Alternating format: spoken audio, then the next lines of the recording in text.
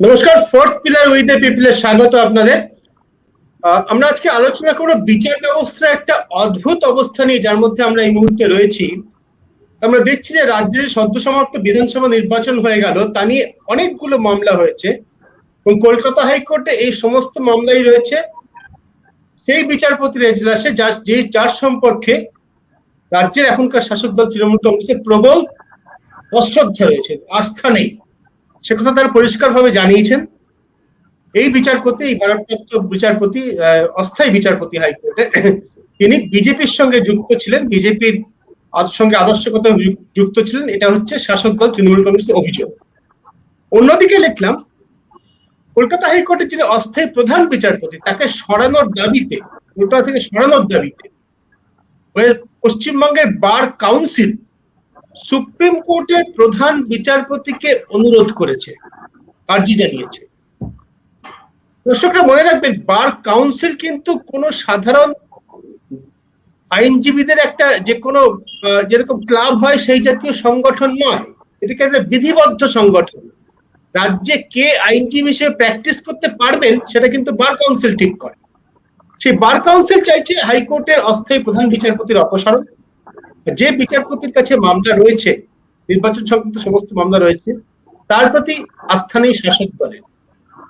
আমাদের প্রশ্ন, আপনাদেরও নিশ্চয়ই প্রশ্ন, এগুলো কি রাজনীতির ছায়া পড়ছে বিচার ব্যবস্থার উপরে? নাকি বিচার ব্যবস্থা নিজেই এতটা রাজনীতিগ্রস্ত, এতটা কলুষিত, তার সম্পর্কে এইরকম প্রশ্ন ওঠা স্বাভাবিক? এটা নিয়ে আজকে আমরা আলোচনা করব। আমাদের সঙ্গে রয়েছেন অতিথিরা, আমাদের সঙ্গে রয়েছেন আইনজীবী অরুণাংশু চক্রবর্তী, আমাদের সঙ্গে রয়েছেন সাংবাদিক শুভাশিস মৈত্র, আমাদের সঙ্গে রয়েছেন প্রাক্তন বিচারক তপন কুমার দাস। আমি সুদীপ্ত, আমার একটু আমি কারেক্ট করছি আর কি, সেটা হচ্ছে bar council of bar council West Bengal bar council একটা bar council of India chapter, return bar council অ্যাক্টে একজন অ্যাডভোকেট। সুতরাং ওয়েস্ট বেঙ্গল বার কাউন্সিল কে প্র্যাকটিস করবে, ঠিক করবে না করবে, তা সে ওয়েস্ট বেঙ্গল বার কাউন্সিলের অন্য কোনো পাওয়ার নেই except follow the provision content in bar council act আর বার কাউন্সিল অফ ইন্ডিয়া।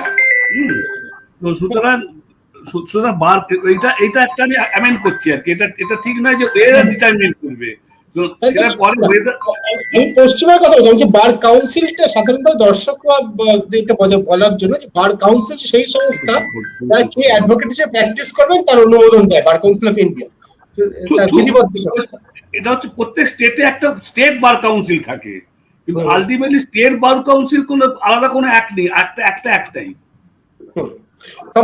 আপনার কাছে এই প্রথম এই প্রশ্নটা, এই অবস্থাটা নিয়ে আপনি সব মিলিয়ে যেটা বললাম, দুটো ইস্যু তো রয়েছে। একটা যে বিচারপতি কৌশিক চন্দ্র সম্পর্কে যে অবস্থা তৃণমূল কংগ্রেস জ্ঞাপন করছে, এবং প্রধান বিচারপতি, অস্থায়ী প্রধান বিচারপতি সরানোর জন্য যে আর্জি জানানো হয়েছে। আপনার বিচারক হিসেবে আপনি কি মনে করেন? প্রথম কথা হচ্ছে যে আমি একটু স্তম্ভিত বলা যায় যে বার কাউন্সিল অফ ওয়েস্ট বেঙ্গল তারা হঠাৎ এরকম একটা চিঠি কেন লিখলেন। চিঠিটা আমি যখন থেকে পড়েছি তখন আমার প্রথম একটা যে প্রশ্ন মনে এসেছে সেটা হচ্ছে, ওরা চিঠিটা যখন লিখছেন কোথাও কিন্তু বলছেন না যে কে ওদের কাছে এই অভিযোগ করলো। যা কিছু ওরা লিখেছেন প্রধান বিচারপতির বিরুদ্ধে, তাহলে কোন লয়ার যিনি প্র্যাকটিস করছিলেন তিনি কি কিছু লিখেছেন? লিখলে কবে লিখলেন? সেইটার ভিত্তিতে আলোচনা করবার জন্য বার কাউন্সিল কি কোনো সভা করলেন? সেখানে কোনো রিসলিউশন হলো? অথবা বার কাউন্সিলের চেয়ারম্যান তার নিজের মনে হলো বিষয়টা তিনি ব্যক্তিগতভাবে জানেন খুব খারাপ, অতএব তিনি মনে করলেন যে না না, এটা এক্ষুনি লিখে দেওয়া উচিত, এই চিফ জাস্টিসকে এখান থেকে ট্রান্সফার করা হোক। দ্বিতীয় প্রশ্ন, কতগুলো কথা তারা লিখেছেন, মোট 8খানা গ্রাউন্ড যুক্তি তারা দেখিয়েছেন চিফ জাস্টিসের বিরুদ্ধে, অস্থায়ী চিফ জাস্টিস কার্যকরী। এখন 8খানা যুক্তি আমি শুধু দেখেছি যে এর বেশিরভাগটা বিচারককে ব্যক্তিগত আক্রমণ করবার জায়গা। দেখুন, বিচারকের রাজনৈতিক পরিচয় কিছু আছে বা নেই এ নিয়ে বিভিন্ন সময়ে প্রশ্ন উঠেছে। বিচারক তার প্র্যাকটিস জীবনে কোনো রাজনীতি করতেন কিনা অতএব তিনি পরবর্তীকালে আর বিচার করতে পারবেন না, কারণ তিনি আগে একটা রাজনীতি করেছিলেন। সবচেয়ে এই বিষয়ে ভারতবর্ষে বড় প্রশ্ন উঠে গেছিল যখন একজন সুপ্রিম কোর্টের জজ নিয়োগ হবে, নাম এসেছে, সুপ্রিম কোর্ট বার অ্যাসোসিয়েশন প্রেসিডেন্টকে চিঠি লিখলেন যে এই ভদ্রলোককে কিছুতেই আপনি জাজ নিয়োগ করবেন না, কারণ ইনি সরাসরি কমিউনিস্ট এবং ইনি কমিউনিস্ট পার্টির হয়ে মন্ত্রী ছিলেন। জাস্টিস কৃষ্ণ আয়ার, জাস্টিস কৃষ্ণ আয়ারকে প্রেসিডেন্ট, উনি তো এমনিতে যা নিয়ম আর কি 5 বছর হাইকোর্টের জজ থাকতে হবে, সেটা উনি ছিলেন না, উনি তখন বার কাউন্সিলের সদস্য, সরি ল কমিশনের সদস্য, তখন ওকে নিয়োগ করা হলো। সুপ্রিম কোর্ট বার অ্যাসোসিয়েশন আপত্তি করেছিল। যেদিন জাস্টিস কৃষ্ণ আয়ার রিটায়ার করেন সেই দিন সুপ্রিম কোর্টের সেই লয়ার বলেছিলেন, আমি নিজেকে সৌভাগ্যবান মনে করছি যে সেদিন আমার কথা রাষ্ট্রপতি গ্রাহ্য করেননি, কারণ এই তাহলে আমরা কৃষ্ণ আয়ারের মতো এরকম একজন জজকে পেতাম না। এটা তো ঠিকই, ভারতবর্ষের প্রথম সারির সবচেয়ে নামী জজেদের নামের তালিকাতে কৃষ্ণ আয়ার আছেন।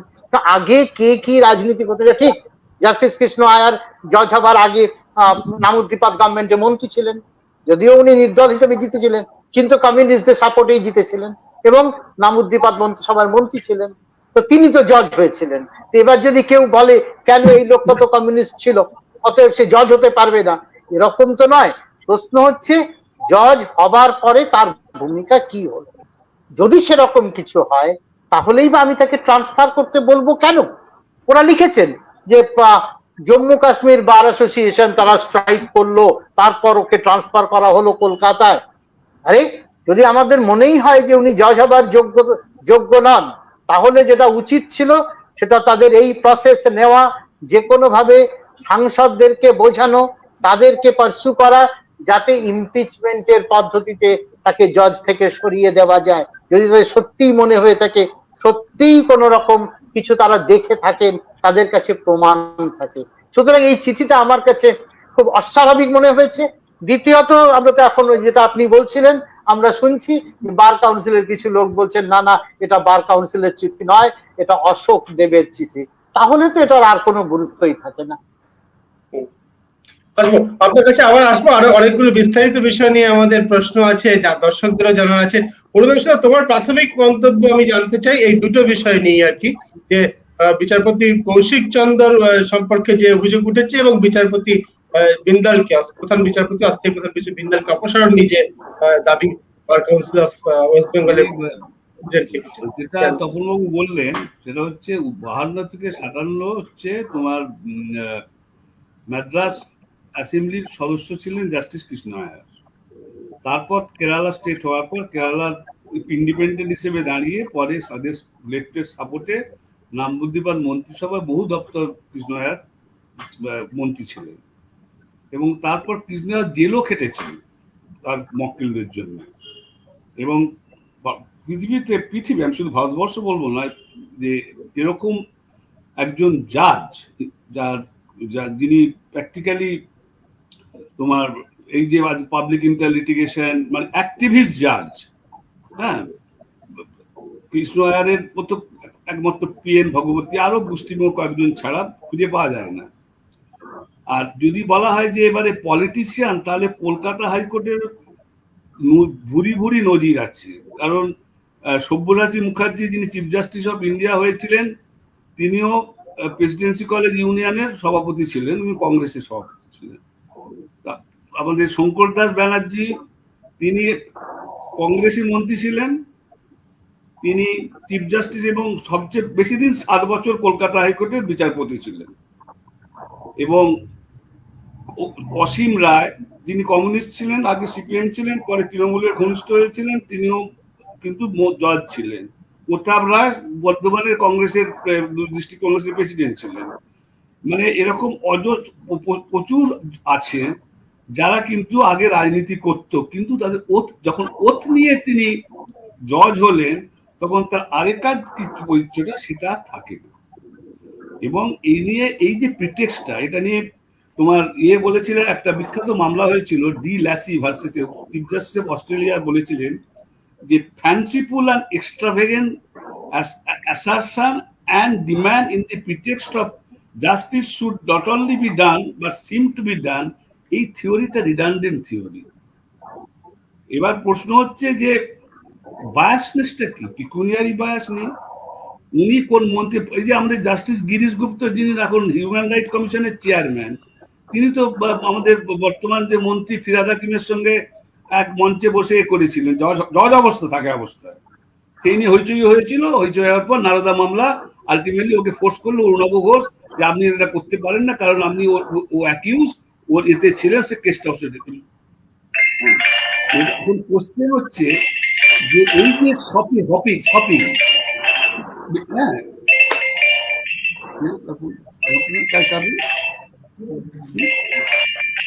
তাই না? আমি এতগুলো নাম করছি, ডিপি কুন্ডু, নূরে আমল চৌধুরী, অমিতাভ লালা, জ্যোতি ভট্টাচার্য, সোমবুদ্ধ চক্রবর্তী, সমরেশ ব্যানার্জি, প্রতীক প্রকাশ ব্যানার্জি তৃণমূলের, উনি মানে লেফট ফ্রন্ট গভর্নমেন্টের রেকমেন্ডেশনে গভর্নর ওকে সুরেন্দ্রনাথ ল কলেজের গভর্নিং বডির মেম্বার করেছিলেন 2011 পর্যন্ত। তারপর তৃণমূল ক্ষমতায় আসার পরে ওকে জুনিয়র স্ট্যান্ডিং কাউন্সিল করেছিলেন। তারপরে উনি justice PN Bhagwati, one of the best judges in India, except one aberration in Jabalpur case, তিনিও কিন্তু 4 মাস অ্যাবসকন ছিলেন এবং কংগ্রেসের জেলও খেটেছিলেন রাজনীতি করে। কিন্তু যখন তিনি জজের চেয়ারে বসেছেন, নজির তো নিশ্চয় অনেক আছে। কথা হচ্ছে যে বর্তমান ক্ষেত্রে বিচারপতি কৌশিক চন্দ্র সম্পর্কে যে প্রশ্ন উঠছে, বিচারপতি কৌশিক চন্দ্র তো নিশ্চয় কৃষ্ণনগরের স্ট্যাচারের নন, বাস্তব পরিস্থিতিতে এসে তার সম্পর্কে যে আপত্তিগুলো উঠছে সেগুলো তোমার মতে গ্রহণযোগ্য কিনা? তুমি তো আপত্তিগুলো তো কোনো কাউকে আমি বায়াস বলতে গেলে তার এগেইনস্টে কোজেন্ট এভিডেন্স দিতে হবে, ফ্যাক্ট। কোনো ফ্যাক্ট নেই, এটা মিসগাইড করা হয়েছে গভর্নমেন্টের অফিসারদেরকে বা এতে। আমি যখন একটা মানুষকে বায়াস বলবো, তার মানে তার এগেইনস্টে আমি অ্যালিগেশন আনছি যে লোকটা আমাকে প্রপার বিচার দেবে না। হোয়ার ইজ দ্য অ্যাভারমেন্টটা কোথায়? Based on fact? এটা তো জাস্ট এক্সট্রাভাগেন্ট অ্যালিগেশন। ভারতপ্রাপ্ত প্রধান বিচারপতি বিন্দালের অপসারণ নিয়ে যে দাবিটা করা হয়েছে, যেটা বার কাউন্সিলের পশ্চিম বার কাউন্সিলের চেয়ারম্যান বলেছেন, সেটা নিয়ে এটা হচ্ছে বালখিল্য একটা অ্যাক্ট। তার কারণ দুটো কারণ, একটা রাজনীতি আছে, একটা মোরালিটি আছে। প্রথম কথা হচ্ছে একটা মামলা সেখানে চলছে, যে মামলায় রুলিং পার্টির কিছু মন্ত্রী ইনভলভ, এবং যে মামলায় সুপ্রিম কোর্ট যে লেটেস্ট যে রায়টা দিয়েছে, অনেক জার্নালিস্ট বা অনেক কলমি, মানে ইংরেজি বোঝে না বলবো না, অশিক্ষিত বেসিক্যালি, ওখানে বলেছে যে অ্যাফিডেভিটটা দিতে পারলো না, তার জন্য একটা এক্সপ্লেনেশন, একটা অ্যাপ্লিকেশন করবে। সেই অ্যাপ্লিকেশনটায় যদি কোর্ট স্যাটিসফাইড হয় তাহলে ওর এফিডেভিটটা নেবে। এফিডেভিট নিতে কোথাও বলেনি। আর এই প্রসেসটা চলতে গেলে ওই অর্ডার 9 তারিখের অর্ডারটা থাকবে না। এইটা দেখলাম কাগজে কলমে বেরিয়েছে, সুপ্রিম কোর্টে নালিফাই করে দিয়েছে 9 তারিখের অর্ডার।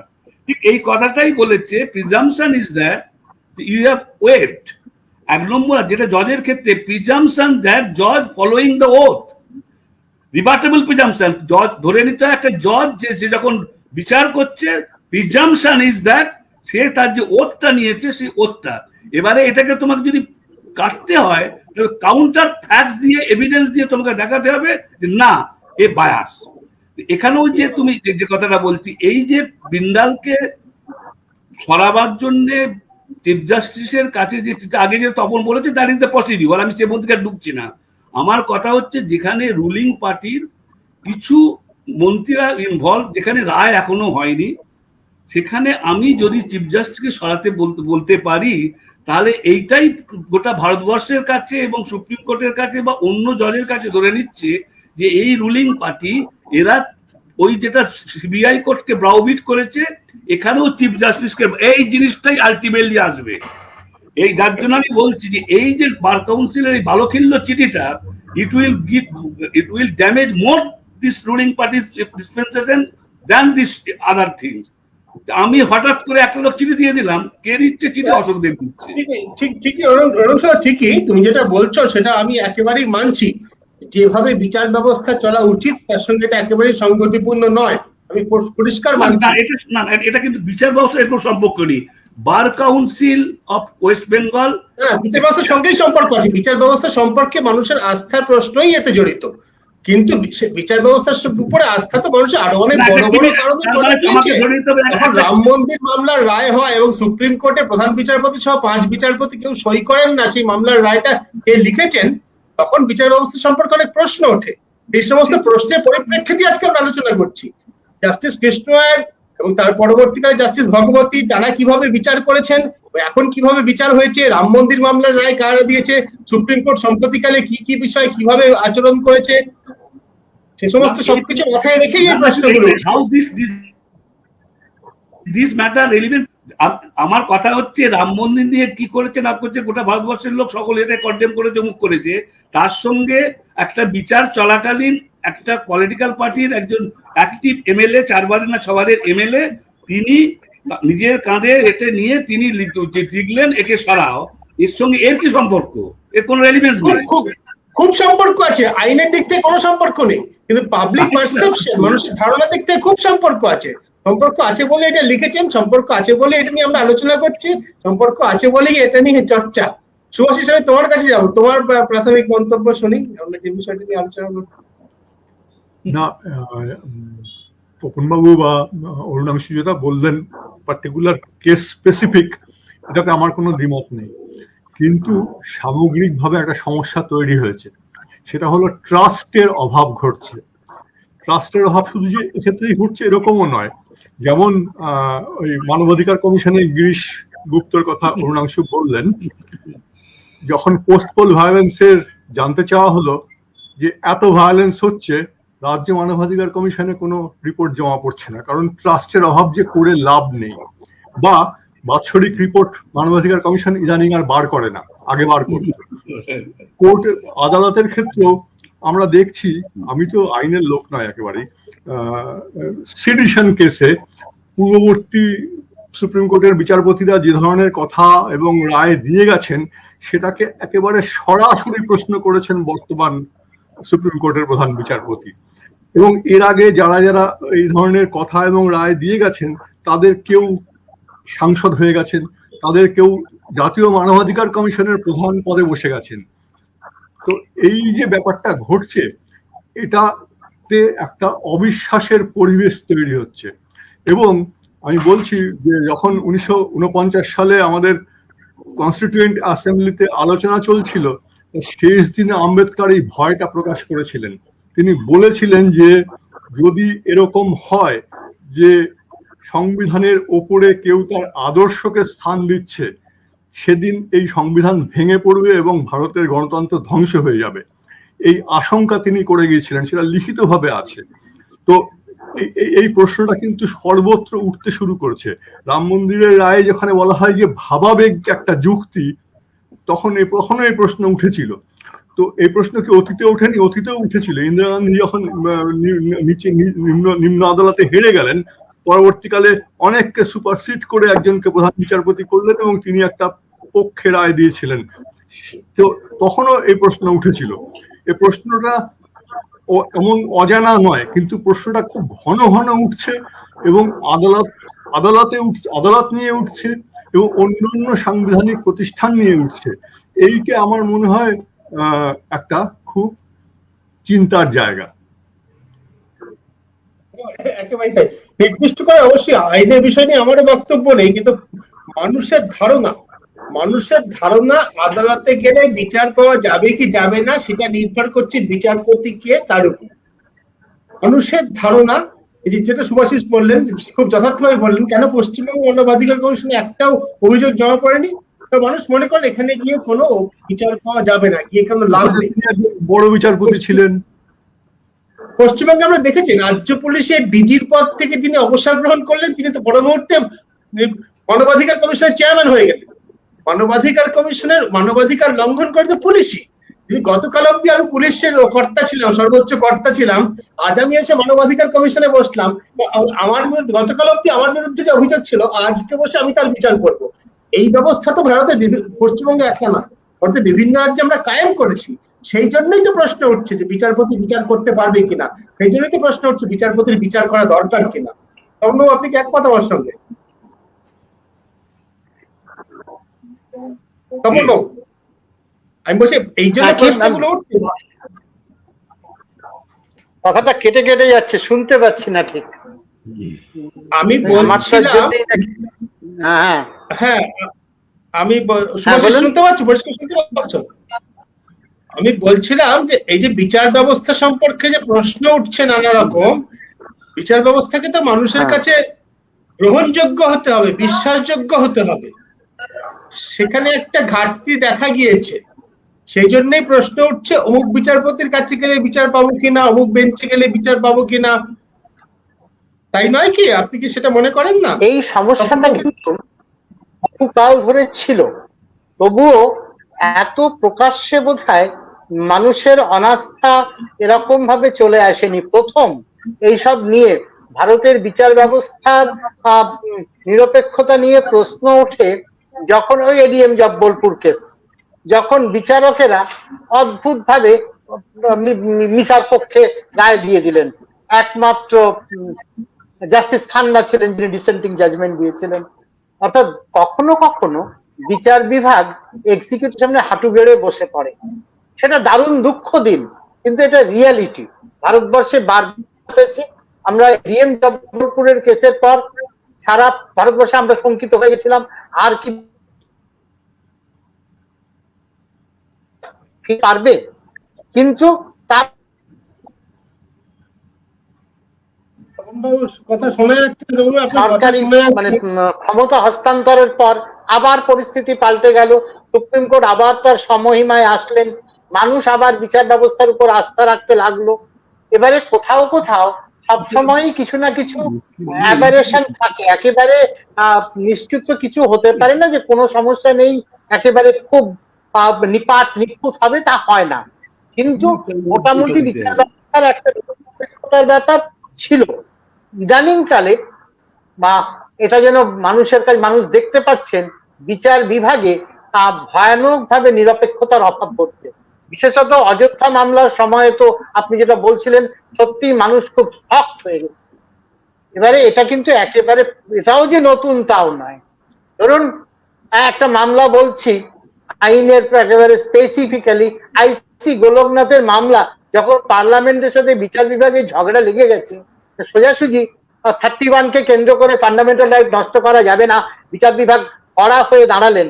তারপর থেকে কংগ্রেস, তখন জওহরলাল পরবর্তীকালে ইন্দিরা গান্ধী চেষ্টা করতে শুরু করলেন সুপ্রিম কোর্ট ভরে দাও পছন্দের জাজ দিয়ে, যাতে করে আমরা আইসি গোলকনাথের তত্ত্ব উল্টে হচ্ছিল। বিভিন্ন সময়ে বারবার এইসব প্রশ্ন এসেছে। মানুষ এটাতে একটা কখনো দেখেছে, তবু তার বিচার ব্যবস্থা তার শেষ আশ্রয়ের জায়গা সেটাও বুঝেছে। কিন্তু মুশকিলটা যেটা হয়ে যাচ্ছে, এই যে বিচার বিভাগের নিয়োগ, আমার তো এখন যেটা মনে হচ্ছে সবচেয়ে বড় সমস্যা হয়ে গেছে, জজ নিয়োগ হবেন কি করে। আমরা কিন্তু এটা বারবার দেখেছি, আগেও দেখেছি, রাজনৈতিক হস্তক্ষেপ দিয়ে জজ নিয়োগ হয়েছে হাইকোর্টে, এবং এখনো সেই পদ্ধতি চলছে। ভারতের 17 নম্বর ধারা, এখানে কাকে জজ করা হবে, কলেজিয়াম তো করবেন আমি বুঝলাম, কিন্তু কাকে জজ করা হবে অল্প কয়েকজন জাজের পছন্দের উপরে। এইটা সর্বনাশা হয়ে যাচ্ছে। গোটা দেশ জুড়ে বিভিন্ন সময়ে অনেক জাজ সম্পর্কে প্রশ্ন উঠতে শুরু করেছে। মানুষের আস্থা ফেরাতে হলে জাজ নিয়োগে ট্রান্সপারেন্সি আনতেই হবে, এবং এইখানে অত একেবারে গোপনে কয়েকজন লোকের মধ্যে থেকে হঠাৎ করে জজ বেছে নেওয়া হলো, এই পদ্ধতি যদি বন্ধ না হয়, কি করে হবে? কারা কারা এলিজিবল, সবাই সুযোগ পাবেন। এটা বন্ধ না হলে পরে ভারতে জজ নির্বাচনে ট্রান্সপারেন্সি না আসলে এই সমস্যা বারবার আসবে। জুডিশিয়াল অ্যাপয়েন্টমেন্ট কমিশনের জন্য তো অনেক বিতর্ক আছে, আমরা সেটা আলাদা একটা আলোচনা যেতেই পারি। অরুণসুধা বলো, তুমি কিছু বলতে চাইছো? অরুণসুধা বলো। হ্যাঁ, প্রশ্ন হচ্ছে যে সুদীপ্ত, তোমার যে বক্তব্যটা হচ্ছে সেই বক্তব্যটা আমি এই কারণে বলছি যে is not relevant to that point. একটা কারণ হচ্ছে যে ও যেটা বললো যে জব্বলপুরের কেসের পর কিন্তু 2019-এ 9 জাজ বেঞ্চ জব্বলপুর কেসের যিনি সেটাকে ওভাররুল করেছিলেন, যিনি জাস্টিস খান্নাটাকে অ্যাকসেপ্ট করেছিলেন জাস্টিস চন্দ্রচূড়, প্রেজেন্ট চন্দ্রচূড়। ওই যে পিরিয়ডটাতে, যেমন আমি এটা করে কি জানি কিনা জানি না, যে জাস্টিস বিজন মুখার্জি যিনি 4th chief justice of India ছিলেন, তাকে যখন জওহরলাল নেহরু বারবার ইনসিস্ট করলেন যে তুমি চিফ জাস্টিস হও, হ্যাঁ, মহাজনকে মেয়ের চাঁদ ইয়েকে বাদ দিয়ে, তিনি বলে তাকে ইনসিস্ট করার পর বললে I will resign but I will not accept him. Ultimately মেয়ের চাঁদ চিফ জাস্টিস হয়েছিলেন মহাজন। তো এই যে যেটা বললো যে জুডিশিয়াল অ্যাপয়েন্টমেন্ট, এটা যে পার্টি, মানে আমি যদি বলি যে এটা শুধু বিজেপি তা নয়, সমাজবাদী পার্টি তা নয়, প্রত্যেকে তার নিজের মতো লোককে এইবার যে রেকমেন্ডেশন গুলো বিজেপি আটকেছে তাদেরগুলো সবগুলোই তো যারা যেমন অব্রত যিনি জয়ত মজুমদার, মোহিত মজুমদারের ছেলে, তিনি তো তৃণমূলের governor, government leader. Banerjee, Umesh ব্যানার্জির ছেলে, তিনি স্ট্যান্ডিং কাউন্সিল। আবার সিপিএম এর আমলে সমবুদ্ধ চক্রবর্তী থেকে শুরু করে তোমার আপনার ইয়ে যিনি সোমনাথ চ্যাটার্জি দিয়েছিলেন ইলেকশন এজেন্ট, তিনি। সুতরাং প্রত্যেক রুলিং পার্টি চাইবেন যে তার দলের লোক হাইকোর্টে বসুক বা সুপ্রিম কোর্টে যাক, তাই তো। সুতরাং যেমন ওরকম একটা ভালো জজ ছিলেন যার নাম ভাস্কর ভট্টাচার্য, তাকে তিনি অবজেক্ট করেছিলেন যে আলতামাস কবিরের বোন, আলতামাস কবিরের বাবা জাহাঙ্গীর কবির, তিনি ছিলেন কংগ্রেসের দুই কংগ্রেসের, বিসি রায়ের আমলেও মন্ত্রী, ববুল হোসেনের আমলেও মন্ত্রী, অজয় মুখার্জির আমলেও মন্ত্রী। তার ছেলে আলতামাস কবির, তিনিও চিফ জাস্টিস অফ ইন্ডিয়া। তিনি তার বোন মানে তোমার একটা বিপলেস লয়ার ছিলেন, তাকে যখন রেকমেন্ড করলেন যে হাইকোর্টের জজ, অবজেক্ট করেছিলেন ভাস্কর ভট্টাচার্য। তার জন্য ভাস্কর ভট্টাচার্য চিফ জাস্টিস সুপ্রিম কোর্টে যাওয়া হলো না, যা হলো গেলেন পিনাকি চন্দ্র ঘোষ।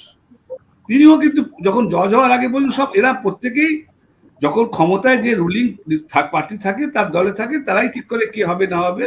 সুতরাং এই যে গ্রাউন্ডটা, যে শুধু আমি দোষ দিচ্ছি যে অমুকে দায়ী, শুধু তা নয়, যারা ক্ষমতায় থাকে তারা প্রত্যেকে ইকুয়ালি দায়ী। সুতরাং আমাকে এটা গ্লোরিফাই করার দরকার নেই। তুমি ঠিকই সকলেই যদি দায়ী হয়, তাহলে দুটো হতে পারে। একটা হচ্ছে বিচার ব্যবস্থার দিক থেকে বলা যেতে পারে যে পুরো ব্যবস্থাটি ভেঙে পড়ার মতো জায়গা আছে, আর মানুষের পারসেপশনের দিক থেকে তাহলে এইটার উপর করে ভরসা করা কিছু নেই। শুধু বিচার ব্যবস্থা কেন, বিচার ব্যবস্থা কেন, চারটে তো আমাদের স্তম্ভ। প্রেস অলিখিত, প্রেসটা অলিখিত, বিচার ব্যবস্থা, লেজিসলেশন, এক্সিকিউটিভ, তো পুরো ব্যবস্থাই তো ভেঙে পড়েছে। শুধু বিচার ব্যবস্থা কেন, আজকে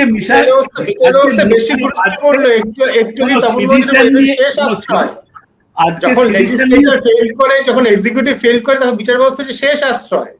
বিচার ব্যবস্থা ভেঙে পড়লে ক্ষতি অনেক বেশি। যিনি বিচার ব্যবস্থা অন্য দুটো ব্যবস্থাকে বাঁচিয়েছে। আজকে গিরিশ গুপ্ত যে হিউম্যান রাইটস কমিশনের চেয়ারম্যান হয়েছেন, অসীম রায় যে স্বাস্থ্য কমিশনের চেয়ারম্যান হয়েছেন, আমাদের পাল, আমাদের আশা মুকুল গোপালের ছেলে, তিনি যে ট্রাইব্যুনাল গিলেছেন, তারা প্রত্যেকেই তো পার্টিকুলার রাজনৈতিক কোন দলে সেটা সকলেই জানে। তো সুতরাং আমি যদি বলি ও খারাপ আর ও ভালো, তা নয়, দুজনই ইকুয়ালি খারাপ, তার জন্যই আজ এই অবস্থাটা। সুতরাং আমি যদি ভাবি যে শুধু ওর জন্য এটা হচ্ছে, তুমি যদি পয়েন্ট আউট করো যেন ওই একমাত্র কালপিট আর এরা হচ্ছে সাধু, হ্যাঁ, এটা ঠিক নয়। এই বিচার ব্যবস্থাকে ভাঙার জন্য দায়ী হচ্ছে পলিটিশিয়ানরা, এবং তার কোন দল তা নয়। আজকে যেটা তো বলবি না, সে তো বটে, আমি কোন দলের কথা বলছি। আমি দুবার কন্টেম্প খেয়েছি, আমি দুবার কন্টেম্প হয়েছিল আমাকে, আমি হাইকোর্ট জজেদের চোর বলেছিলাম বলে আমার এসে দুবার কন্টেম্প। আমি বলেছিলাম চোর, এরা আসে আন্দামানে গিয়ে জুডিশিয়াল অফিসাররা, তাদের জন্য কাঠ, তাদের জন্য চিংড়ি মাছ, তাদের জন্য এইগুলোতে, এবং তারা অনেক ডাব, হ্যাঁ, এসব খায়টায় বিনা পয়সায় আর কি। এখনো অনেক জাজ ডিস্ট্রিক্টে যায়, হাইকোর্টের জাজ, তাহলে ডিস্ট্রিক্ট জাজদেরকে তাদের পয়সাটা পেমেন্ট করতে হয়। এই কলকাতা, ওয়েস্ট বেঙ্গলে আমি এটাই লিখেছি, ওয়েস্ট বেঙ্গলে এখান থেকে যাবে তো জলপাইগুড়ি সার্কিট বেঞ্চ, আজকে পেমেন্ট করতে হচ্ছে সমস্ত ফরেস্ট ডিপার্টমেন্টের অফিসারদেরকে। হাইকোর্টের জজেরা যাবে, হাইকোর্টের জজের বউদের শাড়ি সে পেমেন্ট করতে ডিস্ট্রিক্ট জাজদেরকে। তাহলে যদি এদের এই অবস্থায়, তাহলে যদিও চন্দ্রচূড় বলেছে don't use the word subordinate judiciary, মানে ডিস্ট্রিক্ট জুডিশিয়ারি, তাহলে তার কাছে কি তুমি পাবে? আমি একজন জাজ জানি কিনা যে কথা বলছো আর কি, যে তাদের ওইভাবে তারা তাদের পেমেন্ট তারপর কি কন্টেম্পটের রেজাল্টটা বলি, কন্টেম্পটের রেজাল্টটা কি বলি, তখন এন রায় বললো যে ও তো শুধু চোর বলেনি, এডিটোরিয়ালেও লিখেছে, ওরা ভাস্কর ভট্টাচার্য বলেছিলেন 4 কিলোমিটারের বাইরে যেতে গেলে নিজের পয়সায় যেতে হবে। বলেছেন একটা টাইম কাগজে একটা বেরিয়েছিল কার্টুন, তার তলায় লিখেছে 5 জন হাউস অফ লর্ডস কে মাথাটা নিচের দিকে পা দুটোর উপর দিয়ে, তলায় লিখেছিল 5 ওল্ড ফুলস। কন্টেম্প করলো হাউস অফ লর্ড বলে, কন্টেম্প কি করে? আমরা বুড়ো, আমরা বোকা কি ইডিয়েট, সেটা তো ওর সাবজেক্টিভ অ্যাসেসমেন্ট, কন্টেম্প হয় কি করে? হ্যাঁ, তো এরকম জাজ ছিল। তোমার ওই হিন্দুস্তান টাইমসের এডিটর এগেইনস্টে কন্টেম্পট হলো 1940-তে, লিখেছিল চিফ জাস্টিস এলআই হাইকোর্ট টাকা তুলে বেড়ে দিয়েছে। পিবি কাউন্সিলে গেল, পিবিশন বললে তো কন্টেম্পট হয় না, ও চুরি করেছে কি না করেছে ডিফামেশন মামলা করুক, গিয়ে ওখানে বিচার করুক, এর সঙ্গে মানে বিচার ব্যবস্থা ইন্টারফিয়ারেন্স হয় কি করে? আমি বলছি আসলে মুশকিল হচ্ছে যারা জজ হচ্ছে তারা যে দলেরই জজ হোক, বেসিক্যালি অশিক্ষিত লোকেরা হাইকোর্টের জজ হয় বেসিক্যালি। আচ্ছা ঠিক আছে, এটা তোমার মন্তব্য, নিশ্চয়ই তোমার মন্তব্য। আমি যে দাঁড়াচ্ছি আর কি, অন্য শুধু অজস্র উদাহরণ দিল, আমি দাঁড়াচ্ছি সেটা হচ্ছে তাহলে বিচার ব্যবস্থার উপর আস্থা রাখার খুব একটা কারণ দেখা যাচ্ছে না। বলছি তো কি মুশকিল, মানে পলিটিশিয়ানদের উপর আস্থা রাখার জন্য কন্টেম্পট হবে কি? হ্যাঁ, আমি তো অনেক একটু খারাপ কথা বলি ফেসবুকে, অরুণাংশু আছে সেই প্রোগ্রামে আছি, তাতে আমার কন্টেম্পট হবে না তো? যাই না, সেটা হলে আমাদের চ্যানেল দেখবে না কি না। কিন্তু আমি বলি দেখুন, এটা তো আর কোনো রাগ ঢাক নেই যে অভিযোগটা করছে তৃণমূল কংগ্রেস থেকে। অভিযোগ করার আগে তাদেরকেও তো মূল্যবোধের কতগুলো প্রমাণ থাকতে হবে তাদের আচরণে। এটা সামান্য বিষয়, মুকুল রায় যোগ দিয়েছেন, লাইভ টেলিকাস্ট হলো, তৃণমূলে যোগ দিয়েছেন, আসলে খুললে তিনি বসবেন বিজেপির বেঞ্চে। এবারে যদি বলা হয় যে কেন, বলে ওরা যে বসছে, ওদের সুনীল মণ্ডল আর শিশির অধিকারী আগে পদত্যাগ করুক, তারপরে আমাদেরটা ভাববো। এইরকম একটা পরিস্থিতিতে কার কাছ থেকে আমরা কি আশা করব? অভিযোগকারী এবং অভিযুক্ত দুজনের একই জায়গায় দাঁড়িয়ে আছে। ভালো হতো যে বিচারপতির বিরুদ্ধে প্রশ্ন তুলেছে তিনি সসম্মানে সরে গিয়ে দেওয়া এবং কঠোর ভাষায় সমালোচনা করা আচরণের, তাহলে তার ডিগনিটিও থাকতো। এই যে একটা পরস্পর এটা বলছে ও সেটা বলছে চলছে, তাতে কিন্তু কারো মান সম্মান বৃদ্ধি হচ্ছে না, আদালতের তো নয়।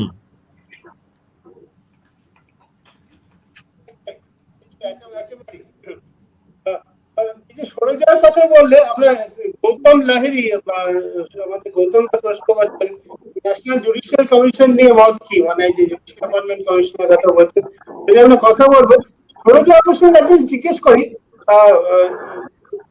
তখনও আপনাকে প্রথমে জিজ্ঞেস করি, অনুষ্ঠিত সংক্ষেপে জিজ্ঞেস করবো।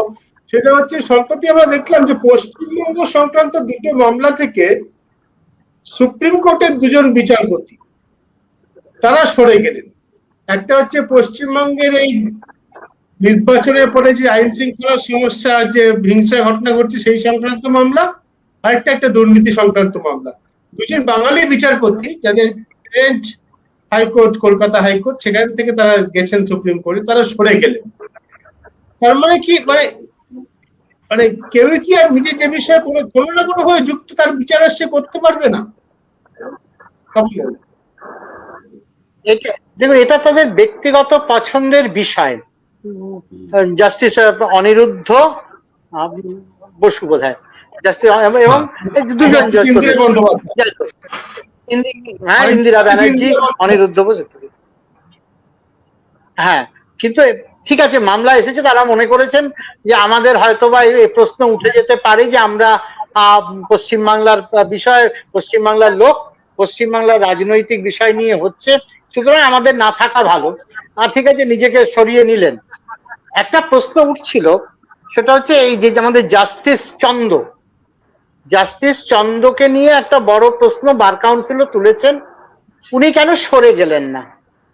প্রশ্ন হচ্ছে একটা মামলা তার কাছে গেছিল, ব্যাপারটা কিন্তু এমন একটা পরিস্থিতিতে পৌঁছে গেল, উনার কাছে মামলা যাবার পরে হঠাৎ করে মমতা ব্যানার্জির লয়াররা chief justice, acting chief justice তার কাছে গিয়ে প্রথমেই দরখাস্ত করলেন যে এই মামলাটা সরিয়ে নাও। তারপর উনাকে এসে বললেন এবার আপনার সরে যাওয়া উচিত।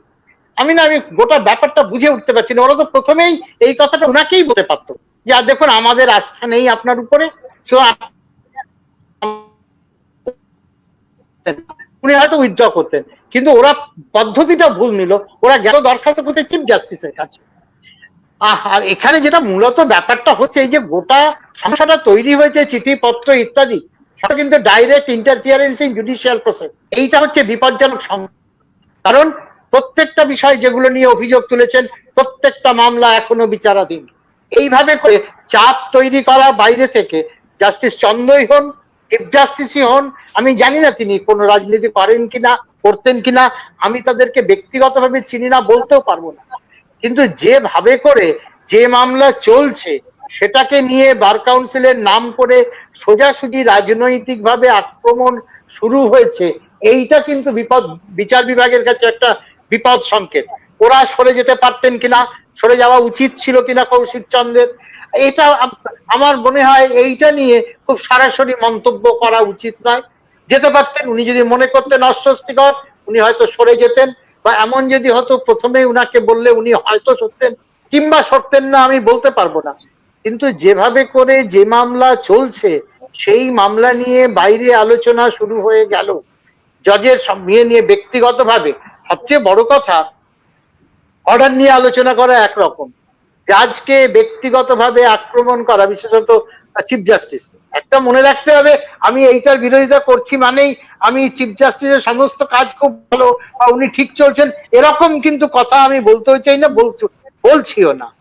সেখানে ডেফিনেটলি বলবার মতো অজস্র বিষয় আছে, যেভাবে বিচার ব্যবস্থা কাজ করছে তাতে দোষ গুণ আছে, মন্দ আছে। কদিন আগে একটা ঘটনা ঘটে গেছে, খুব আমার নিজের যেমন দুর্ভাগ্যজনক মনে হয়েছে। একটা মৌখিক নির্দেশ গেল পশ্চিমবাংলার সব জেলা জজদের কাছে, সেখানে বলা হলো 2 দিনের মধ্যে মোটর ভেহিকলস এবং পেটি কেসে 3 দিনের মধ্যে সমস্ত মামলা ডিসপোজ করে দিতে হবে। এবং আমার প্রায় পড়ে আছে পেটি কেসেস, থাকা উচিত না, তাড়াতাড়ি মারা উচিত।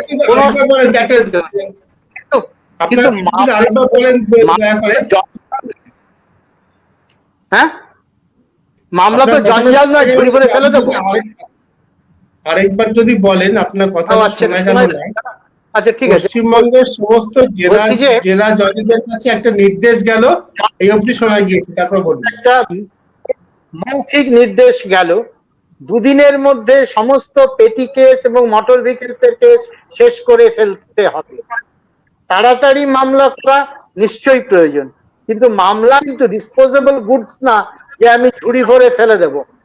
এই মামলা, প্রত্যেকটা মামলা শেষ করবার একটা নির্দিষ্ট পদ্ধতি আছে, সেই সব না মেনে সম্ভবত আমি জানি না, পরে জেলা জজেরা প্রত্যেক ম্যাজিস্ট্রেটকে নির্দেশ দিতে শুরু করলেন সব মামলা শেষ করে দাও।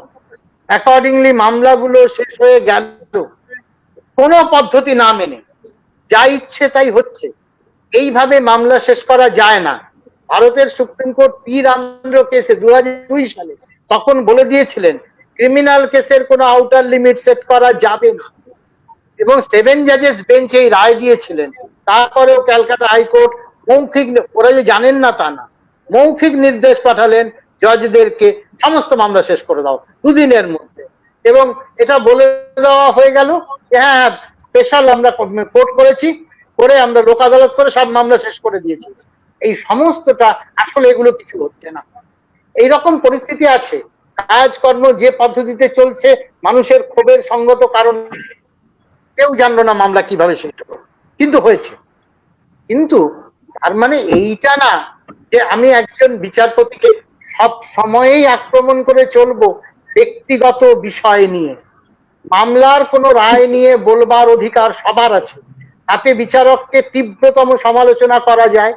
বিচারক আইনের ঊর্ধ্বে নন, তার ডেফিনেটলি তার ক্রিটিসিজম সমালোচনা হবে, তার রায়ের সমালোচনা হবে, কিন্তু ব্যক্তির সমালোচনা করতে হলে নিশ্চিতভাবে দেখাতে হবে তিনি ব্যক্তিগতভাবে কিসে জড়িত।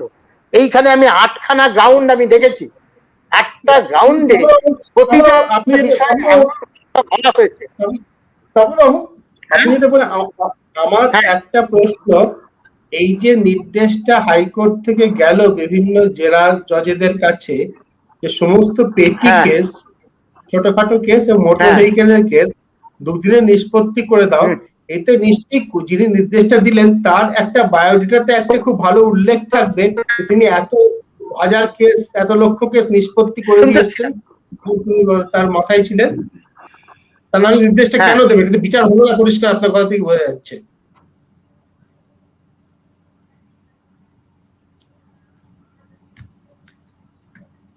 তপনবাবুর কথা শোনা যাচ্ছে না। আমার প্রশ্ন এটাই যে যদি এরকম নির্দেশ, যেটা তপনবাবু বলছেন, জেনেই নিশ্চয়ই বলেছেন, হাইকোর্ট থেকে যদি এরকম নির্দেশ দেওয়া হয় যে সমস্ত পেটি কেস এবং মোটর ভেহিকলস এর কেস দুদিনের মধ্যে নিষ্পত্তি করে দাও, এবং তারপরে জেলা থেকে সেই সমস্ত কেসের নিষ্পত্তি হয়ে গেছে বলে রিপোর্ট চলে আসে, তাহলে বিচার তো নিঃসন্দেহ হলো না। এই নির্দেশটা কে দিলেন, কেন দিলেন, তাতে তার কি লাভ হলো? নিশ্চয়ই কেউ একটা কিছু তার ক্যারিয়ারে অন্তত একটা কিছু একটা জায়গায় দেখাতে পারবেন, 1000 কেসের নিষ্পত্তি করিয়ে এসেছেন। তাছাড়া বিচার ব্যবস্থাকে এভাবে ব্যবহার করার মানেটা কি? তো মানে হচ্ছে না। তোমরা ওর কথা আমরা শুনতে পাচ্ছি, তোমরা আপনি যদি সংযোগ স্থাপন হলে আবার ফিরে আসবো। ওরা শুধু তুমি কিছু বলছিলে, আমি বলো। মূলত আমরা বিচারপতি নিয়োগ নিয়ে তখন কথা বলছিলাম। না, ব্যাপারটা হচ্ছে যে কথাটা বললে যে সুপ্রিম কোর্টের 2 জন বাঙালি বিচারপতি তারা এই মামলা থেকে সরে গেলেন, তার কারণ এটা নতুন নয়। তখন এর আগেও জাস্টিস ইন্দিরা ব্যানার্জি যেহেতু মদন মিত্রকে চিনতেন সেই কারণে সরে গেছিলেন, সেই জন্য এটা সরে গেল। মদন মিত্র এটাতে পার্টি একটা। 2 নম্বর হচ্ছে গোটা পৃথিবী জুড়ে, মানে আমি বলছি না এই জাজ ভালো, এই জাজ ভালো বলে আমাকে বলতে হবে ওই নেতাও ভালো। সুতরাং মুকুল রায়ও ভালো, হ্যাঁ, ভীষণ গান্ধীবাদী, তো নীতি নিয়ে চলে। তা দুটো কারণে গোটা পৃথিবীর, এটা নতুন কোনো না। এই যে মানে ফোরাম শপিং নিয়ে যে কন্ট্রোভার্সি, এইটা নিয়ে গোটা পৃথিবীতে, মানে এটা শুধু ভারতবর্ষ নয়, এটা অস্ট্রেলিয়া, কানাডা, আমেরিকা, ইংল্যান্ড সব জায়গাতেই হয়েছে। আমার মনে হলো যে এই জজ আমার স্বার্থ দেখবে না, সুতরাং আমি তাহলে অন্য জজের কাছে যাব। এই শব্দটাকে বলা হয় ফোরাম শপিং। আমার এই কোর্ট ভালো লাগছে না, আমি ওই কোর্ট ভালো যাবো। আমি এরকম 2-4টাকে কংক্রিট প্রমাণ দিয়ে আমি নিজে পার্সোনালি 2টো মামলা রিলিজ করিয়েছি, কংক্রিট এভিডেন্স দিয়ে ইউ আর বায়াস। 2টো জিনিস লাগে, একটা হচ্ছে তোমার পিকুনিয়ারি ইন্টারেস্ট, সেকেন্ডটা হচ্ছে পার্টিকুলারস অফ দ্য ফ্যাক্টস। যে এই কারণে আমার মনে হচ্ছে যে তোমার কাছে আমার মক্কেলের বিচার পাবে না। ওই প্রিটেক্ট justice to be seen to be done, এটা নিয়ে অস্ট্রেলিয়ান চিফ জাস্টিস অসাধারণ জাজমেন্ট দিয়েছেন। তবে আমার কাল মনে হবে যে আমার রেকমেন্ড করা জজের কোর্টে আমার মামলাটা হোক। রাজীব কমিশনার যখন বেলটা ভেকেশন বেঞ্চে পেয়েছিল, সেই ইন্টারিম বেলটা দিয়েছিল প্রতীক প্রকাশ ব্যানার্জি, তিনি ছিলেন কিন্তু স্টেট গভর্নমেন্টের জুনিয়র স্ট্যান্ডিং কাউন্সিল। হ্যাঁ, তো এটা নিয়ে কিন্তু বা নুরে আলম, প্রচুর সিপিএম আমলের লোক তারা কিন্তু হাইকোর্টের জজ হয়েছে।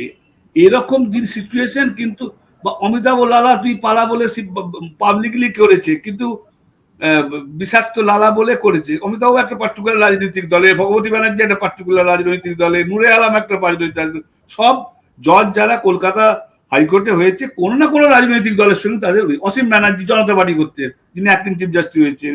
যিনি চিফ জাস্টিস হয়েছিলেন দেবাশিস করগুপ্ত, তিনি সিপিএম এর লোক ছিলেন। সুতরাং হ্যাঁ, এবং বিকাশ ভট্টাচার্য জজ হয়েছিলেন, পাটনা হাইকোর্টে ট্রান্সফার করেছিল বলে উনি নেননি জজটা।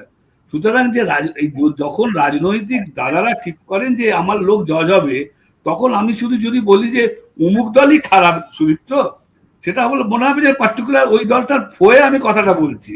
কৌশিক সেনগুপ্ত বিজেপির দুটো ছবি বেরোলো, তাতে কি তার ওত্রিয়াটা চলে গেল? 1 নম্বর। 2 নম্বর হচ্ছে কৌশিক, আমি I don't support him, I don't support, কিন্তু প্রশ্ন হচ্ছে যে আমি ওর কাছে, প্রথম কথা হচ্ছে ইলেকশন পিটিশন কাম্বারসাম প্রসেস, মানে আর একটা ইলেকশন আসবে, রেজাল্ট বেরোবে না।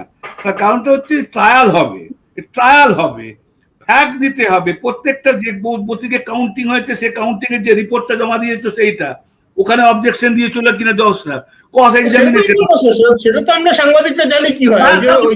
মানে where is the scope for a জাজ টু বি, একটা ল পয়েন্টে হলো আমি একটা মেনে নিলাম, যেখানে ট্রায়াল বেসড অন এভিডেন্স, সেখানে এই যে বোকার মতো এই জিনিসটা করছে। আমি বললাম না, যার প্রথম কথা আমার তো অ্যাপিলের সুযোগ আছে, আমি যদি দেখি এই জজ এভিডেন্স গুলোকে ঠিক মতো অ্যানালাইজ না করে, না মেনে একটা বাজে অর্ডার, যেমন বোম্বে হাইকোর্টে কদিন আগে এক মহিলা বললো অন্য কাস্ট বলে তার এমপিশিপ ক্যান্সেল করলো, সুপ্রিম কোর্ট স্টে করে দিল, 4-5 দিন আগের ঘটনা।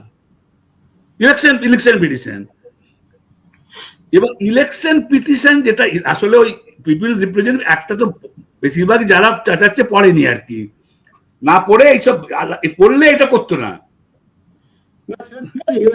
করলেই ভালো আর কি,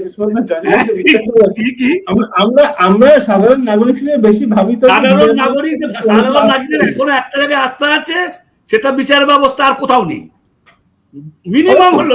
মিনিমাম হলো সাধারণ মানুষের জানে যে এখনো একটা জায়গাতেই আছে। আমরা জানি যে আজকে তোমার ওই বিজয় মালিয়া বা অমুক মালিয়ার কেস হয়ে আগে শোনা হবে, ডান, কিন্তু তবুও জানে যে আমরা একটা বিচার, কিন্তু আমরা পলিটিশিয়ানদের কাছে গেলে বিচার পাবো না, এক্সিকিউটিভের কাছে গেলে বিচার পাবো না পয়সা না দিলে। কিন্তু টু সাম এক্সটেন্ট দেখো ভাই, ব্ল্যাক শিপ সব জায়গায় আছে। আমি এখনো মনে করি মানুষের শেষ আস্থাটা এখন পর্যন্ত সামান্য হলো বিচার ব্যবস্থা দিয়ে আছে। ঠিক সেই জন্যই আমি শেষ করবো, আমাদের সময় হয়ে গেছে একেবারে সুভাষিস বলে, সেই জন্যই বিচার ব্যবস্থা নিয়ে যখন প্রশ্ন ওঠে তখন সেটা নিয়ে সব থেকে বেশি আমরা মিডিয়াতে আমরা ভাবিত হয়ে পড়ি, তাহলে যাওয়ার কোনো জায়গা থাকে না। কারণ ওটা আমাদের শেষ ভরসাস্থল। হ্যাঁ, একেবারে শেষ ভরসাস্থল। সেই জন্য আমরা সব থেকে বেশি ভাবিত হই, চিন্তিত হই যখন দেখি যে বিচার ব্যবস্থা থেকেও সম্পর্কে নানা রকম প্রশ্ন উঠছে, না এই বিচার পাবো কি পাবো না, প্রশ্ন উঠছে। শেষ করবো, অনুষদা বলো। একটা আজকে সিডিশন নিয়ে যাই হয়ে থাকুক, আজকে দিল্লি হাইকোর্টের রায়, ঠিক আছে, যে প্রশ্নটা আমাদের সুপ্রিম কোর্ট বলছে যে এটা একটা বিরাট হোল ইন্ডিয়ায় একটা ইম্প্যাক্ট, সেই কারণে আমরা এটাকে শুনবো, কিন্তু পার্টিকুলার প্রেসিডেন্ট করলাম না, কিন্তু ইন্টারফেয়ার করেনি। মাইন্ডি যে 4 জন মহিলা, যে 3 জনকে যারা, এটা ভারতবর্ষের পক্ষে একটা নতুন দিগন্ত নিয়ে এসেছে, যে জেল থেকে বেরিয়ে এসে হাত দুটো তুলে তারা করেছে, এটা পলিটিশিয়ানদের শিক্ষা দেওয়া উচিত যে 1-1.5 বছর ধরে তারা তিহার জেলে কাটিয়েও তাদের মনোবল ভাঙতে পারেনি কিন্তু, এবং সেই বিচার ব্যবস্থায় কিন্তু তাদেরকে, তাই নয়, যাতে তারা স্টে পায়, সেই জন্য তাদেরকে তাদের বাপ ঠাকুরদের ঠিকানা কোথায় বার করবার জন্য, সালা অ্যারেস্টটা করলে কি করে তাহলে? হ্যাঁ, সুতরাং আমার কথা হচ্ছে, তো এইটাও তো দেখতে পেয়েছি আজকে সিডিশনের উপর যে, আজকে কেরালা হাইকোর্ট যে লাক্ষাদ্বীপের যে ওই ভদ্রমহিলা ফিল্ম মেকের বেল দিয়েছে, আজকে দিয়েছে। তো আমি বলছি তার মানে কি, একটা জায়গায় গেছিল, আজকে তোমার যে রাজ্যসভার মেম্বার হয়েছে বা যে করেছে, অরুণ মিশ্র করেছে, কিন্তু একটা দুটো থাকে, কিন্তু তা সত্ত্বেও তো ভাই দিয়েছে। বিশ্বাস আছে বলে বলছি, শেষ ভরসার জায়গা বলেই যখন বিচার ব্যবস্থা নিয়ে তখন আমরা সকলেই নাগরিকরা আমরা ভাবিত হয়ে পড়ি, মিডিয়া আমরা ভাবিত হয়ে পড়ি যে তাহলে কি করণীয়, কারণ এটা তো শেষ ভরসা, এটা চলে গেলে আর কোথাও যাওয়ার জায়গা নেই। আশা করি সেই ভরসা অটুট থাকবে, আশা করি ভারতীয় গণতন্ত্র সুরক্ষিত থাকবে, বিচার ব্যবস্থা ভারতীয় গণতন্ত্রকে সুরক্ষিত রাখার জন্য যেভাবে এতদিন কাজ করে এসেছে সেভাবেই কাজ করবে। অনেক ধন্যবাদ আমাদের সঙ্গে অনুষ্ঠানে থাকার জন্য, অরুণাংশুদা, তপন বাবু, সুভাষিস, অনেক ধন্যবাদ।